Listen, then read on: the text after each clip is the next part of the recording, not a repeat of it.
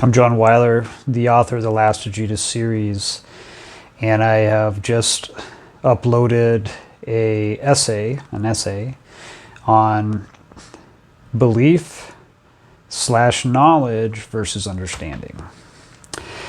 And in this essay, I talk about this thing that we call knowledge, and how we equate that to understanding, but most of what our knowledge is belief, like things we believe in. The word science means to know. It's Latin, scientia, or scientia. It means to know or knowledge. It's in how the context of that word goes, and that comes from Greek roots, and then before that, what's called the Phoenician roots. So our language has evolved over time, but it's got the roots of this thing that we call knowledge, or to know. But what does it really mean to know something? Because now when we, say that we know something, we can't really verify it. We can't verify the thing that we are saying is either happens a certain way or is laid out a certain way, or the types of occurrences that may not happen around us, but we're told that they do occur. So knowledge our knowledge today, it hinges on trust or belief. So trusting in the information that's put to us from somebody else. So really what that means then is that knowledge is just an acknowledgement of a thought, or awareness of a thought. And it might be our thought. It's most likely going to be somebody else's thought. Okay, if we're talking about like being taught in a school setting or a curriculum setting, but we can't verify. Okay, like for example, we do not know for sure what an atom looks like. We have an idea, we have theories on this, but we don't know what that is. It's the same with like the shape of the earth, like how it's set up internally. So we're taught from children that there's the crust, the mantle, and then the core. But the truth is, we as human beings have not drilled through the crust yet. So we don't know for sure, as human beings, what it is, what it looks like, what it contains. But yet, that's the science, that's the knowledge that's given to us. And it's then on us to trust the science or have faith in that knowledge. So when we talk about this, though, I mean, you can have an understanding of something that's not rooted in what we could call reality. So what we generally call real are the things that we can experience, the sensations. So that's hearing, taste, seeing, smelling, and touch. Okay, those are our physical sensations. And that is how we interact and move around in this world. So that's entirely dependent on the human body. And the human body is an extremely powerful and advanced, highly advanced transmitter receiver.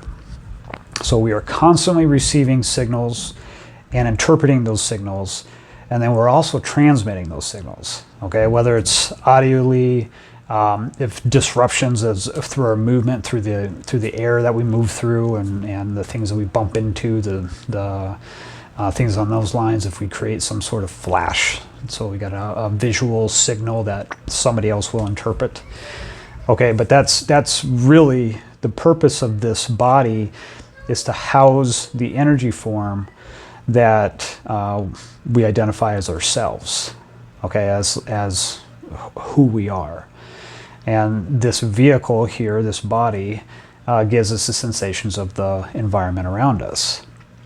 But on top of that, we have this thought process that is constantly going, and it's interpreting the information, and then it's extrapolating it out, and then coming up with some sort of really choice function. We have two choices. One is to do something or not to do it. So if we choose to do something, then we have that action that's moving in that particular direction. If we choose not to do that, then we have that action that's moving in that particular direction. Either decision is going to result in some sort of action. And then that's going to result in more external stimuli that the body's going to interpret and then extrapolate and then give us another set of decisions. So within this process, though, we also have an imagination. And within that imagination, we have this structure of belief that shapes the environment around us.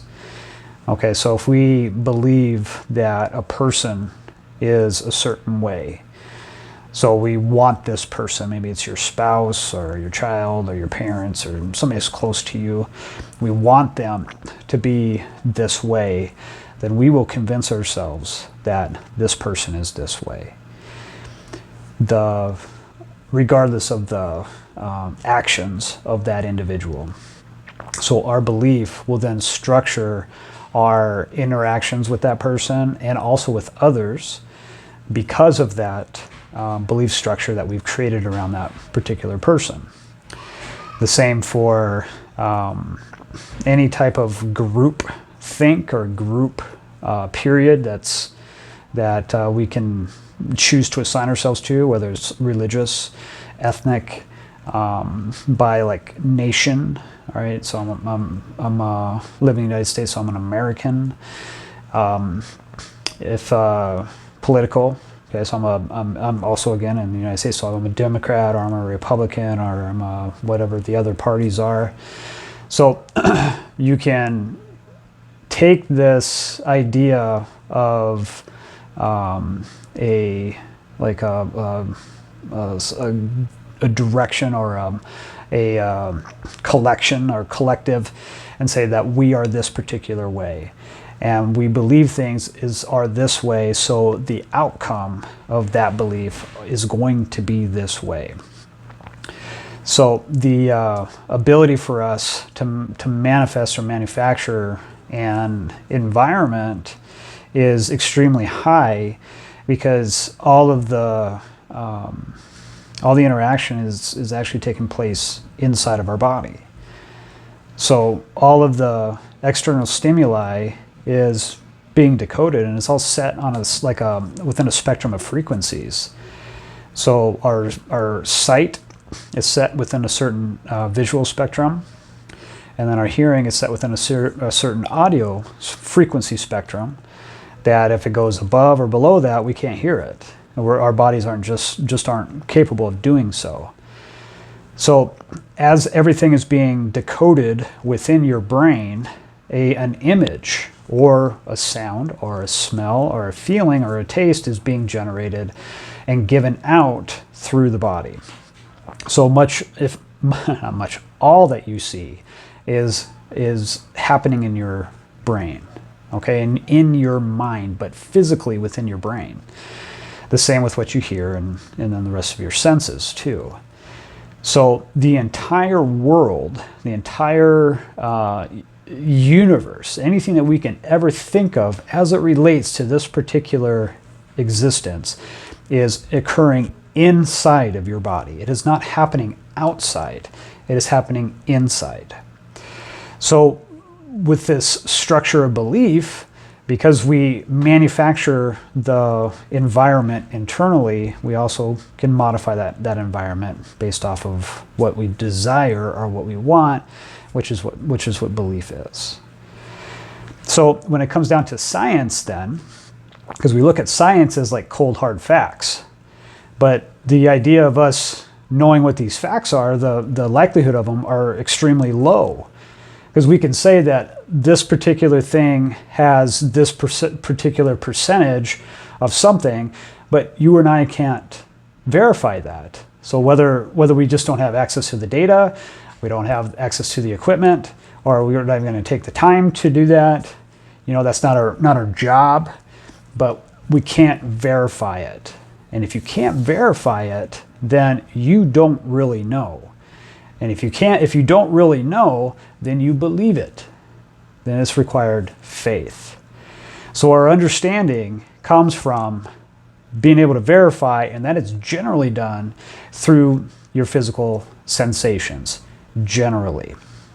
Another thing that I talk on in this essay is my path that has brought me to like many of the major themes within the Last Sagittarius series. And it all began with, trauma. And it's the same type of trauma that you have. Everybody experiences trauma in life, in this particular existence. And that trauma is what sets the nucleus, the center of your behavior. So what you do, how you think, how you interact with others, your relationships, everything. It's all going to be based off of your reception of the trauma, and then your output because of it. Okay, so all of everything that your thoughts and your actions. So that was mine. That's what started my path, was recognizing my trauma. And then looking to the different methods or different avenues that I could take to heal from it. And I started with religion, because I grew up as a Protestant Lutheran and in a very small community. And it was a staple point in my life. So I went to the Old Testament and started to learn that, and realized that the Christian, the Protestant Church, Catholic Church, Christian religion doesn't actually follow what it lays out for the Bible, like within the instructions. Okay, so I looked at the Bible as the set of instructions to live for life, and so I pulled out of my religious community and approached what can be looked at as religion, but in a non-organized way, and started to live a Torah lifestyle where you follow the Torah, and that's you follow the instructions, learn the Torah, and those are the first 5 books of the Old Testament, Genesis to Deuteronomy. So I spent 3 years doing that, and in that process, it's learning too. So it's learning, what happened, this thing of history with this people group, the individuals within it, the patriarchs, and then what the mishpatim, or what the laws are, okay, or the ordinances, so the things to follow. So during that process, it was nice, because I believed it, what I was doing, it was what I should have been doing. It felt nice, because I was wholeheartedly living 100% and leading with that belief into this different way of life. But as that was happening, I was also learning the text, and then there were many things that I didn't understand. And working with the Tanakh and working with the Gospels to try to reconcile the two together, it was very difficult. So I went to the language, and I started to learn how not to speak, but to read Hebrew. And I say that very loosely, because really what I did was go through the phrases, the Hebrew phrases, through the Strong's Concordance, through Dr. James Strong's, who created a concordance to go with the Old and New Testaments. So the Greek and the Hebrew. And it's exhaustive. It's really good. It goes from the top phrases. So in Hebrew, you'll have like 5 characters, 7 characters, which will be like a word, or usually like what we could consider a word in English. And it'll be like, it'll fit within a phrase, like in the beginning. So Bereshith is in the beginning. So the very first part of Genesis chapter 1. But that phrase in some cases are a combination of one or more root words, not phrases, but actual words within the Hebrew language that are 3 characters long. So the language is comprised of glyphs. All right, so glyphs is a character that takes the place of a letter, a number, or a symbol. So 3 things. So they have each one of those glyphs also has those things. They are used as a letter, a number, and also as a symbol. But they are all 3 characters long, minus 1 or 2, which are 2.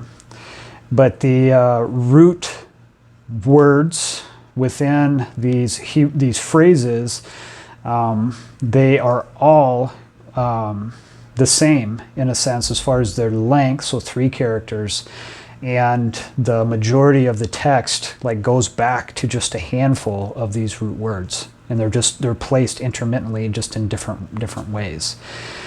So I call this shorish because the word shorish means root. So the shorish reading of the Tanakh, which we call the Hebrew Bible or the Old Testament, it has a completely different story. And then as you learn further within the readings and the teachings of the Judaism, there's really 4 levels of the Tanakh, and that it's an acronym called PARDES. It's Parshat, Remez, Demetz, and Sod. And each level is each one has a hidden meaning to it. And that's what Sod means, is hidden. All right, just like the term occult or esoteric. So hidden. All right, so there's more to this text, and as I was going through that, I was starting to evolve in my thinking, and it was very challenging because I was living off of my belief. My whole world was structured around this Creator God, that I was on His path doing His work.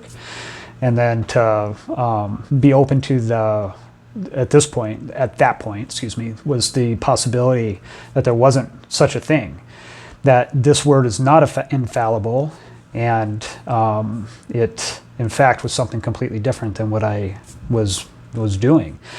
So that was very challenging for me. But I, again, wanted to know. I really wanted to understand. So with this new knowledge, I incorporated that in, and I changed. I continued to move forward. And I realized that there is no God. There's no Savior. There's no such thing as a Hebrew. The term Hebrew comes from the one of the sons of Shem, who is the son of Noah. And the root of his name, Aber, is Abar, which means crossing over, or to cross over, but it's crossing over. And that's what happens during meiosis, during the fertilization of the egg, right, in the development of the human fetus. That's what I realized the Torah was. It was a map of the development of the human body from spermatogenesis to oogenesis to fertilization, and then the stages of the first 50 days, which is Genesis, 50 chapters, which is also Shavuot or Pentecost, those 50-day period. And then the coming into the body that consciousness enters. So it takes roughly 50 days for the human fetus to develop to the point that it can support conscious thought. Okay, the energy that will then become you or I, that baby. And this is also, mirrored or also stated like in Buddhism, it's 41 to 49 days. So that was all very interesting to me.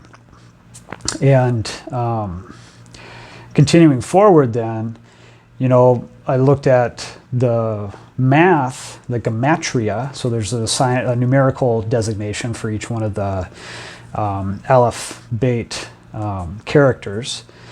And they are a cipher. Okay, a cipher is a code. It's also counting. So the way that this is set up in 3 character blockchains, all right, like DNA. So my understanding is, or my belief, put it this way, is that the Torah is our DNA sequence for the human genome. And if you were to look at the autosomes, there's 22 autosomes, and then a sex autosome within the male and then the female, and then they come together and form the chromosomes for 46. So when at the end of Revelation, where Jesus says, "I'm the Alpha and the Omega," and where I'm the Aleph and the Tav, that's the entire. That's 22 characters. There have been 5 more that have been added on over time, but the initial is 22 characters. So that's our DNA. Okay, so this whole story gives clues all throughout it, and I'm going to continue to go over that as time goes on, because that's something I find extremely interesting. But anyways, during this part of my knowledge is my belief, so it's still everything that I know of the Bible is still rooted in belief, because I can't verify any of this stuff. I'm not going to try, because it's too hard. It's too time consuming for me, and I don't want to spend my life doing that. I have other things that I want to do. But I know it, and I know it because I believe it, and I believe it because I know it. I just don't understand it. So this idea of understanding and knowledge, they're not really the same thing, because you can know something but not quite understand it to a certain point. I talk about our personalities. Okay, so like the who we are. When we're born, okay, so that time frame, it kind of begins to outline this in the book of Exodus. Shemot is what that's called, and that's the first phrase in we can call it Hebrew, but it's Phoenician, if it's even that, if that's the right word to use. But from that point, where the energy that's going to be animating the body, okay, the suit that we're driving around in. When you're born, you have certain characteristics already. I have children, and each one of them have different personalities. They are that are natural, that are inherent to them. And the external environment around them will, help to shape who they will become, and it will affect them, and in some cases greatly, depending on, again, how they interpret trauma. Okay, but and then if they hang on to the trauma, build something around it, or they're able to release that trauma and then continue on. But initially, we all have our own personality that's to begin with. The thing that was really challenging for me as I was beginning to go into these concepts are that these personalities, like the who, the I, or the self, the ego, or the Anoki, which is the Hebrew for is Anoki, means I. It can be changed and rewritten in a completely different way. You can, and it's not necessarily like the phenomenon of like multiple personalities or things like that, but just even from a physical injury or an illness like cancer. So the main character, Sarah Wu, it begins, she's got a cancerous growth in her brain, and she's dying. She's literally going to die. And but I find that interesting, that side of that, because I have known somebody who had a brain tumor who eventually died from that. But they're during their treatment and like the last stages of their lives, they changed 180 degrees. They were he was very friendly, and had very respectful ways about him. As that time went on, he became very short-tempered, angry, swore, said terrible things to the people around them. And a lot of people didn't understand that, what was happening. And I didn't either, nobody did. Because I wasn't looking at it this way. But what was happening was his brain was actually changing, physically was changing. And then with that, the energy that is the personality, or maybe you can even look at it as the software, was adjusting to that.